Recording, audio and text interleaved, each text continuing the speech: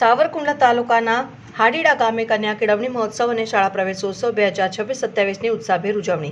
ગુજરાત સરકારના શિક્ષણ વિભાગ દ્વારા આયોજિત કન્યા કેળવણી મહોત્સવ અને શાળા પ્રવેશોત્સવ 2026-27 અંતર્ગત સાવરકુંડલા તાલુકાના હાડીડા ગામે આવેલ હાડીડા પ્રાથમિક શાળામાં ભવ્ય અને ઉત્સાહપૂર્ણ કાર્યક્રમનું આયોજન કરવામાં આવ્યું હતું. કાર્યક્રમમાં ગામના આગેવાનો, વાલીઓ, શિક્ષકો, વિદ્યાર્થીઓ અને વિવિધ વિભાગોના અધિકારીઓએ ઉપસ્થિત રહીને શિક્ષણના મહત્વનો સંદેશો આપ્યો હતો.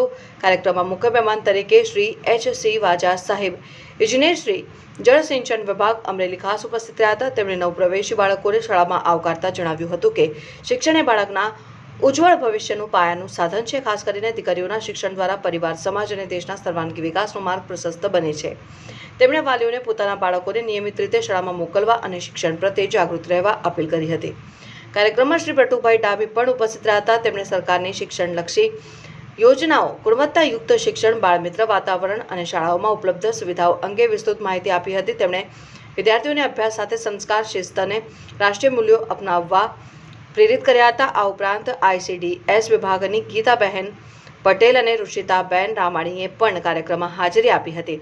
તેમણે બાળ વિકાસ, પોષણ, આરોગ્ય તથા પ્રાથમિક શિક્ષણના મહત્વ વિશે વાલીઓને માર્ગદર્શન આપ્યું હતું. નાના બાળકોના સર્વાંગી વિકાસ માટે આંગણવાડી અને શાળાની સંયુક્ત ભૂમિકા અંગે પણ માહિતી આપવામાં આવી હતી.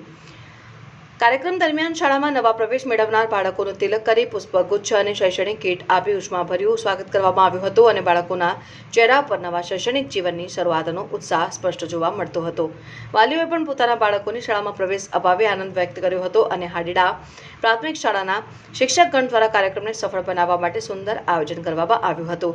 સમગ્ર કાર્યક્રમ દરમિયાન શિક્ષણ પ્રત્યે જાગૃતિ અને દીકરીઓના શિક્ષણને પ્રોત્સાહન આપવાનો સંદેશ પ્રસર્યો હતો. અંતે શાળાના સ્ટાફ દ્વારા તમામ મહેમાનો, વાલીઓ અને ઉપસ્થિત ગ્રામજનોનો આભાર વ્યક્ત કરવામાં આવ્યો. કાર્યક્રમ સૌહાર્દપૂર્ણ અને પ્રેરણાદાયક વાતાવરણમાં સફળતાપૂર્વક પૂર્ણ થયો હતો. રિપોર્ટર સમીર ખોખર, અમરેલી.